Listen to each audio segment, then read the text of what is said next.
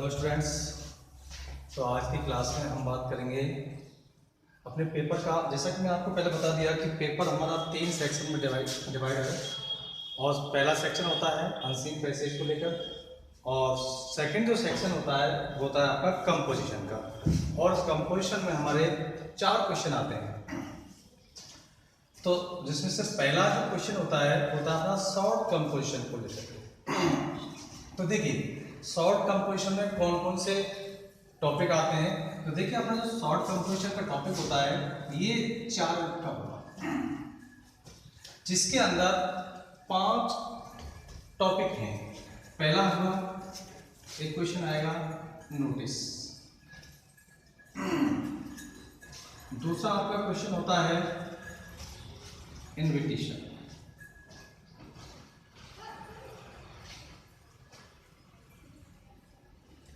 तीसरा अपना प्रश्न होता है एडवर्टाइजमेंट।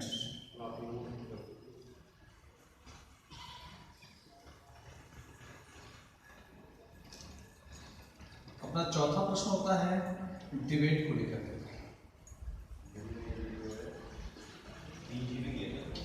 और पांचवा अपना क्वेश्चन होता है पोस्टर। देखिए स्टूडेंट्स, ये 5 टॉपिक हैं। इन 5 में से कोई 2 प्रश्न पूछे जाते हैं और 2 में से कोई एक क्वेश्चन करना होता है और अपने मार्क्स मिलेंगे और मार्क्स पड़ता है। तो हम सभी एक एक टॉपिक पर बात करेंगे। नोटिस होता है, इनविटेशन है, एडवर्टाइजमेंट है, डिबेट है, पोस्टर है। प्रत्येक एक टॉपिक पर जब बात करते हैं तो हम सबसे पहले आज बात करेंगे, हमारा आज का जो टॉपिक होगा इनविटेशन। आज हम बात करेंगे इनविटेशन।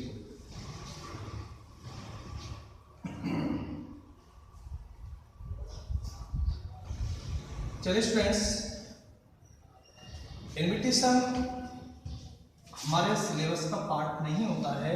इसके अपोजिट में ही एक दूसरा टॉपिक आता है जिसको हम कहते हैं रिप्लाई। देखिए इनविटेशन और रिप्लाई, हमारा जो प्रश्न पूछा जाएगा वो रिप्लाई से पूछा जाएगा, इनविटेशन से नहीं पूछा जाएगा। लेकिन इनविटेशन और रिप्लाई ये होते क्या है, रिप्लाई पढ़ने से पहले हमें थोड़ा इनविटेशन को देखना होगा। देखिए इनविटेशन के अपोजिट में रिप्लाई होती है, यानी किसी को आपने निमंत्रण भेजा, और जब आप किसी को निमंत्रण भेज रहे हैं तो जिसको भी आपने निमंत्रण भेजा होगा वो व्यक्ति आपके लिए रिप्लाई देता है कि वो आपके कार्यक्रम में शामिल होगा या नहीं होगा। हम कह सकते हैं कि जो रिप्लाई होता है वो एक इनविटेशन का एक भाग होता है। दोनों यानी इनविटेशन के परिप्रेक्ष्य में रिप्लाई होता है। अब बात करें हम इनविटेशन की, तो इनविटेशन तो 2 प्रकार के होते हैं। जब इनविटेशन को हम विभाजित करते हैं तो इनविटेशन 2 प्रकार का होता है। एक होता है फॉर्मल और दूसरा होता है इनफॉर्मल। यानी इनविटेशन 2 प्रकार के होते हैं, एक फॉर्मल इनविटेशन और दूसरा होता है इनफॉर्मल इनविटेशन। जब हमसे रिप्लाई पूछी जाएगी तो फॉर्मल इनविटेशन के लिए फॉर्मल रिप्लाई होगी, इनफॉर्मल इनविटेशन के लिए इनफॉर्मल रिप्लाई होगी। यानी जिस प्रकार का इनविटेशन हमसे पूछा जाता है उसी के समान उसका रिप्लाई दी जाएगी। यानी इनविटेशन जब 2 प्रकार का है तो रिप्लाई भी 2 ही प्रकार के होंगे। यानी फॉर्मल रिप्लाई, फॉर्मल इनविटेशन के लिए फॉर्मल रिप्लाई, और इनफॉर्मल इनविटेशन के लिए इनफॉर्मल रिप्लाई होता है। तो ये हमारी सामान्य सी बात थी कि इनविटेशन 2 प्रकार का होता है। जब इनविटेशन 2 प्रकार के होंगे तो रिप्लाई भी अपनी 2 ही प्रकार की होती है। तो हम बात करते हैं रिप्लाई को लेकर कि रिप्लाई किस प्रकार से बनाई जाती है। देखिए रिप्लाई 2 प्रकार की होंगी। जैसे मैंने कहा कि जब इनविटेशन 2 प्रकार का है तो रिप्लाई भी 2 प्रकार की होंगी। और ये कौन कौन सी होंगी, तो एक रिप्लाई होगी आपकी फॉर्मल रिप्लाई, और दूसरी होगी आपकी इनफॉर्मल रिप्लाई। अब देखिए, जब बोर्ड में फॉर्मल रिप्लाई पूछी जाती है और हम यदि इनफॉर्मल लिख देते हैं, दोनों का बिल्कुल अलग अलग होती हैं, कोई अर्थ नहीं मिलेगा आपको, दोनों का फॉर्मेट बिल्कुल अलग होता है। तो देखिए दोनों में क्या अंतर है, पहले इसकी हम बात करेंगे। तो रिप्लाई दो प्रकार की होगी, एक फॉर्मल रिप्लाई और दूसरी होगी इनफॉर्मल रिप्लाई। अच्छा, फॉर्मल रिप्लाई कौन सी होगी, इनफॉर्मल रिप्लाई कौन सी होगी?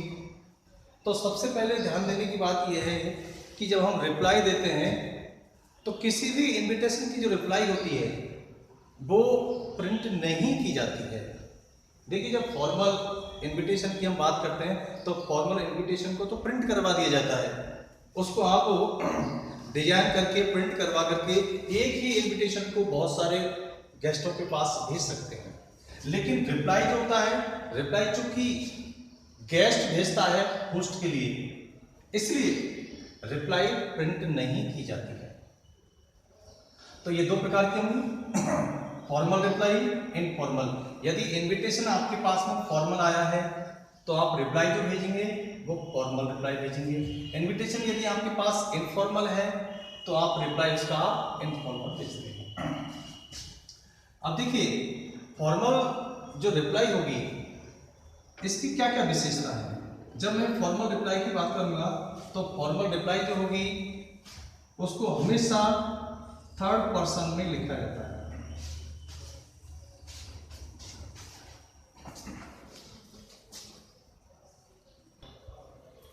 तो फॉर्मल रिप्लाई के लिए इसकी पहली बात है कि फॉर्मल रिप्लाई हमेशा थर्ड पर्सन में लिखी जाती है, यानी इसके लिए जो पर्सन आएगा वो थर्ड पर्सन का प्रोनाउन होगा।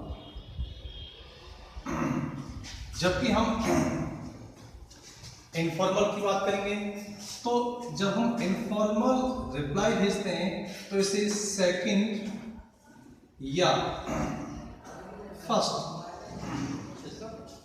पर्सन में लिखा जाता है।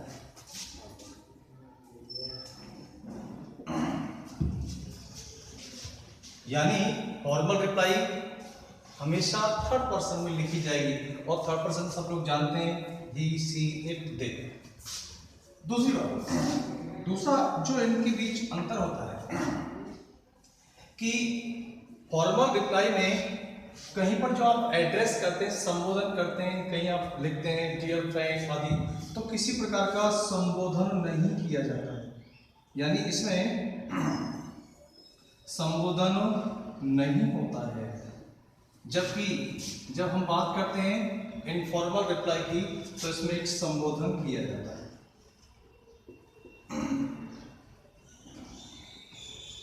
संबोधन किया जाता है। तीसरी बात, फॉर्मल रिप्लाई के अंदर जो भी व्यक्ति रिप्लाई दे रहा होता है वो अपना नाम उस रिप्लाई के अंदर ही लिख देता है, यानी रिप्लाई भेजने वाला व्यक्ति, रिप्लाई भेजने वाला व्यक्ति अपना नाम मूल मैसेज में दे देता है, मूल मैसेज में लिखता है। जबकि यहां पर जब हम इनफॉर्मल रिप्लाई भेजते हैं तो इनफॉर्मल रिप्लाई में जो सेंडर होता है, यानी रिप्लाई सेंडर जो होगा, यानी रिप्लाई भेजने वाला व्यक्ति, वो अंत में नीचे अपने हस्ताक्षर करता है, यानी लास्ट में वो अपने हस्ताक्षर करता है, नीचे हस्ताक्षर करता है।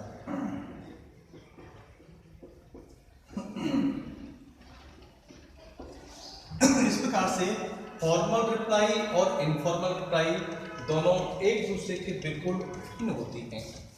जब आपसे फॉर्मल रिप्लाई के लिए पूछा जाता है तो उसका फॉर्मेट बिल्कुल अलग बनेगा, इनफॉर्मल के लिए पूछा जाएगा तो उसका बिल्कुल अलग बनता है। यानी फॉर्मल जो रिप्लाई होता है वो इनफॉर्मल रिप्लाई से बिल्कुल भिन्न है।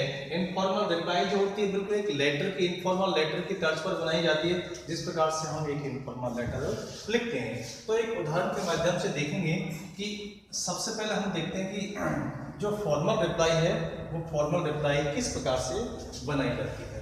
तो अब देखते हैं हम फॉर्मल रिप्लाई।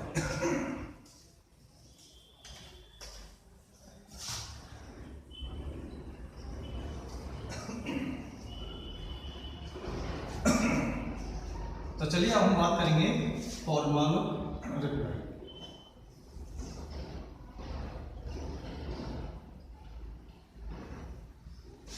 देखिए स्टूडेंट्स, जब फॉर्मल रिप्लाई की बात की जाएगी तो आप देखो रिप्लाई के अंदर दो बातें होती हैं कि आप किसी को उत्तर भेज रहे हैं, उसका रिप्लाई भेज रहे हैं कि हम कार्यक्रम में शामिल होंगे, या फिर आप ये कहेंगे कि हम कार्यक्रम में शामिल नहीं होंगे। तो इस रिप्लाई के भी दो भाग हुए, यानी फॉर्मल रिप्लाई दो प्रकार की बनेगी। एक तो आप किसी कार्यक्रम में शामिल हो रहे हैं, यानी आप उसको एक्सेप्ट कर रहे हैं, तो हम कहेंगे एक्सेप्टिंग रिप्लाई, यानी आप कार्यक्रम में शामिल हो रहे हैं, जाएंगे। और दूसरी जो इसका पार्ट बनेगा वो होगा डिक्लाइनिंग, यानी आप कार्यक्रम में शामिल नहीं हो पा रहे हैं। तो चाहे फॉर्मल रिप्लाई की बात करें चाहे इनफॉर्मल रिप्लाई की बात करें, यानी फॉर्मल रिप्लाई के भी दो पार्ट होंगे, दो प्रकार से आप रिप्लाई भेज पाएंगे। या तो आप एक्सेप्ट कर रहे हैं या आप डिक्लाइन कर रहे हैं, उसको आप मना कर रहे हैं कि आप नहीं जा पाएंगे। और नहीं जा पाएंगे जब आप डिक्लाइन की बात करते हैं तो वहां पर एक रीजन लिखा जाता है कि आप क्यों नहीं जा पाए। तो सबसे पहले हम एक क्वेश्चन देखते हैं एक्सेप्टिंग रिप्लाई को लेकर के कि फॉर्मल एक्सेप्टिंग रिप्लाई किस प्रकार से बनाई जाती है। तो देखिए मैं एक क्वेश्चन लिख रहा हूं और किस प्रकार से इसका फॉर्मेट बनेगा, और सबसे महत्वपूर्ण बात है इसकी फॉर्मेट को लेकर के। तो क्वेश्चन नोट कर लीजिए। Suppose you are mister Harish Kumar,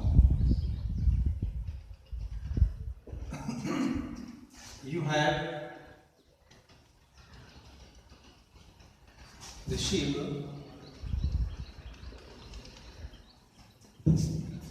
a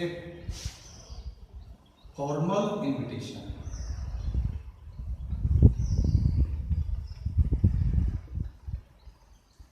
from your friend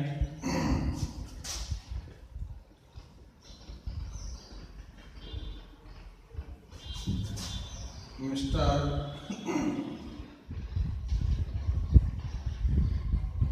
Rakesh to attend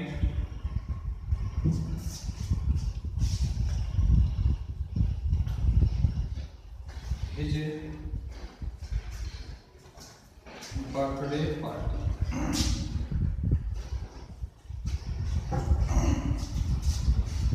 on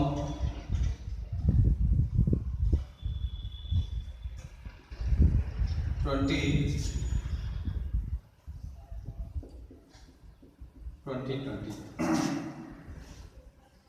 at 7:30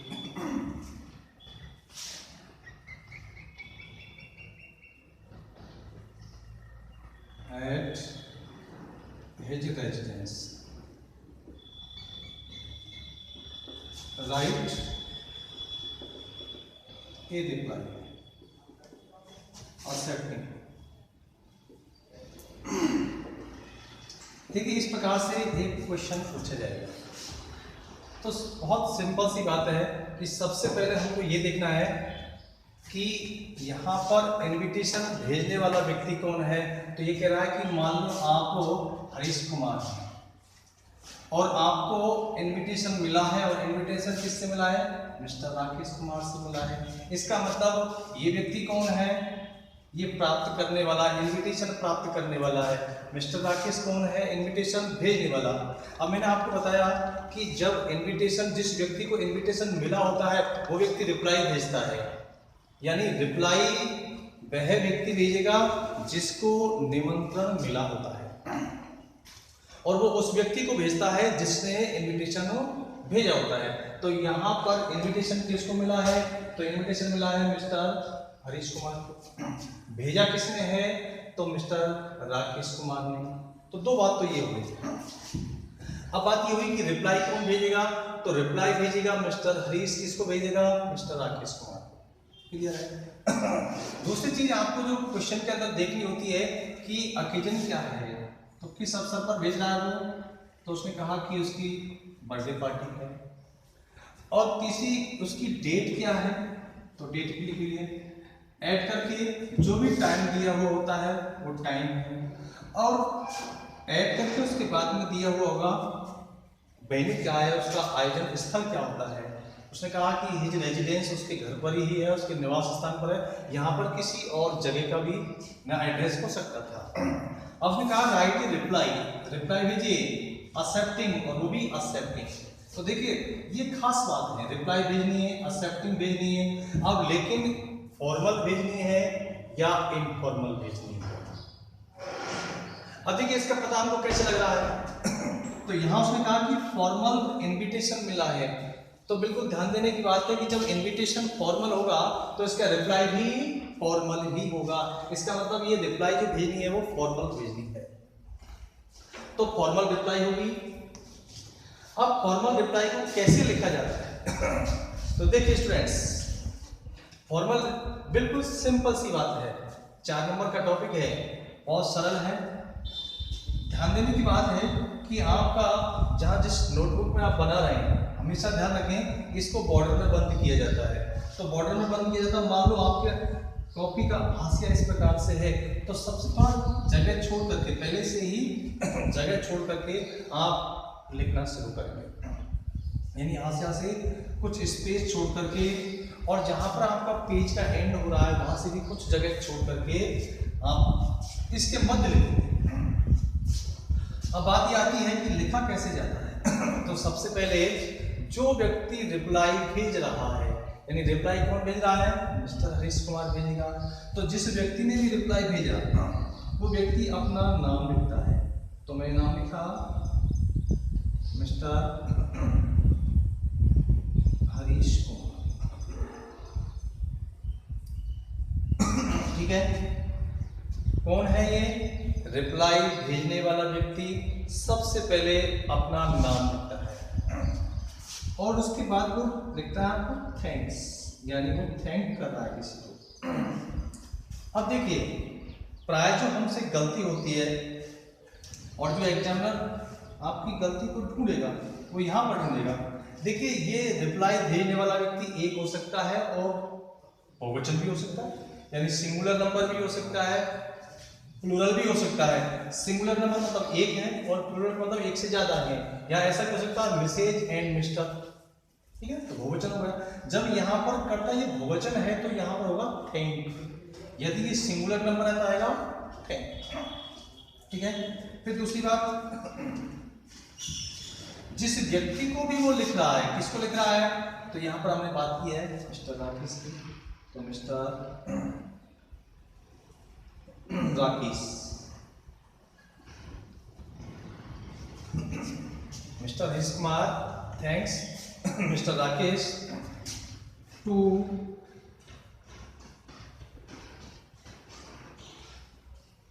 for his kind invitation to attend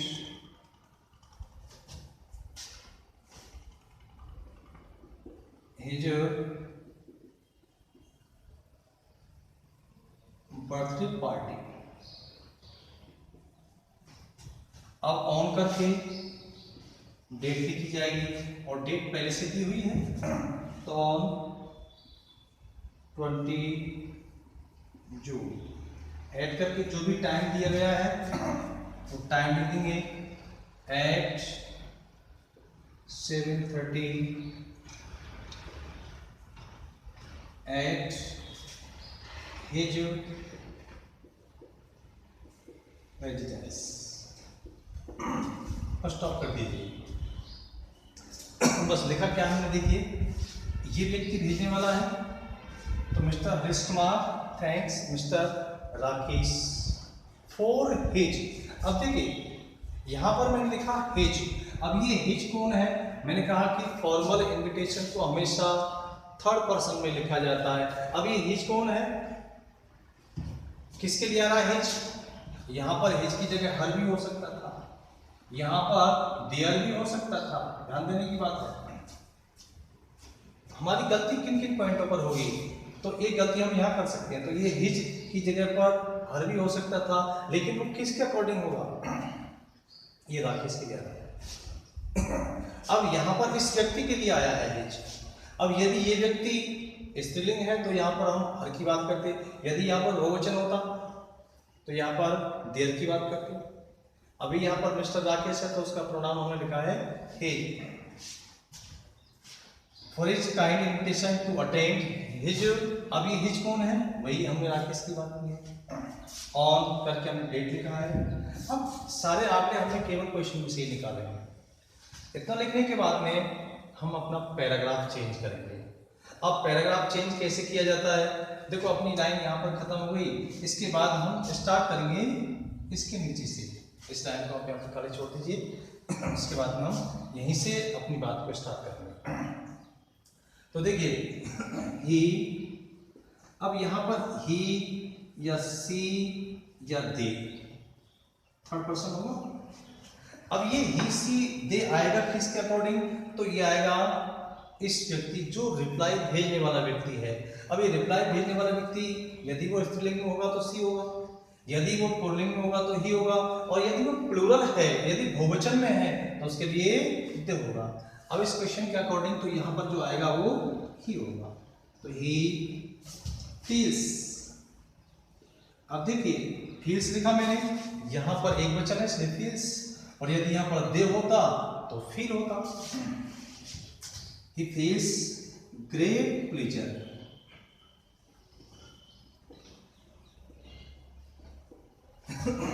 accepting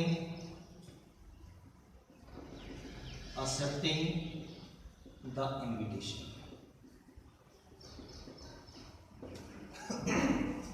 और प्रश्न, बस इतना सा आपको करना है। इसके बाद इसके चारों तरफ आपको एक बॉर्डर बनाना है। इसे बॉर्डर में बंद किया जाता है।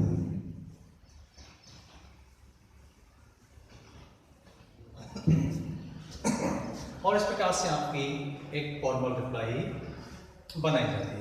एक्सेप्टिंग, अब देखिए एक्सेप्टिंग डिक्लाइनिंग में कोई खास फर्क नहीं होता है।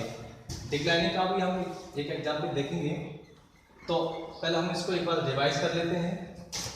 तो हमने देखिए किस प्रकार से लिखी जाएगी। सबसे पहले रिप्लाई भेजने वाला व्यक्ति अपना नाम लिखता है, तो उसने अपना नाम लिख दिया।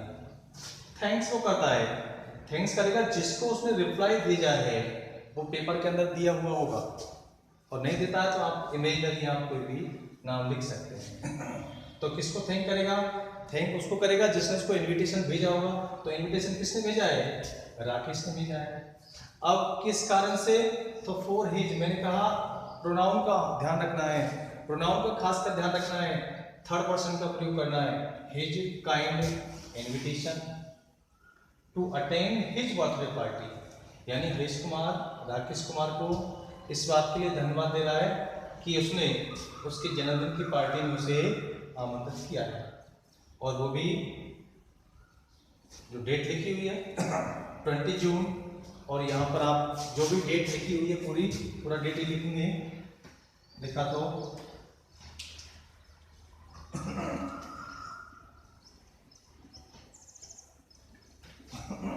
ऐड करके टाइम लिख दिया जाएगा, जो भी टाइम दिया हुआ है। हिज रेजिडेंस, अब देखिए यहाँ रेजिडेंस की जगह पर कोई वेन्यू भी हो सकता था कि वो किसी भी कार्यक्रम को किसी लॉन से या किसी गार्डन से कर रहा है, तो उसका यहाँ पर एड्रेस हो सकता था। तो इस प्रकार से हमें ये फॉर्मल रिप्लाई भेज जाती है। तो बहुत सिंपल सी है, ध्यान रखें। एक दूसरी बात चीज जो इसमें ध्यान रखने की है कि इसे दोनों तरफ से जस्टिफाइड मार्जिन पर लिखें, यानी दोनों तरफ से बराबर, इधर से भी ये बराबर होनी चाहिए कम से कम। अब मैंने यहाँ पर लिख दिया है, लेकिन ये बराबर होने चाहिए, इतना ध्यान रखें कम से कम। और दूसरी बात कि जो रिप्लाई होती है वो प्रिंटेड नहीं होती है, क्योंकि एक रिप्लाई जो होती है वो अलग अलग अपने जो आयोजक होते हैं उनके लिए भेजी जाती है, इसलिए रिप्लाई को प्रिंट नहीं किया जाता है। इनविटेशन जो होता है वो प्रिंटेड होता है। तो इस प्रकार से हम एक फॉर्मल रिप्लाई का नोट कर लीजिए इसे, फिर हम आगे अगले क्वेश्चन की बात करेंगे।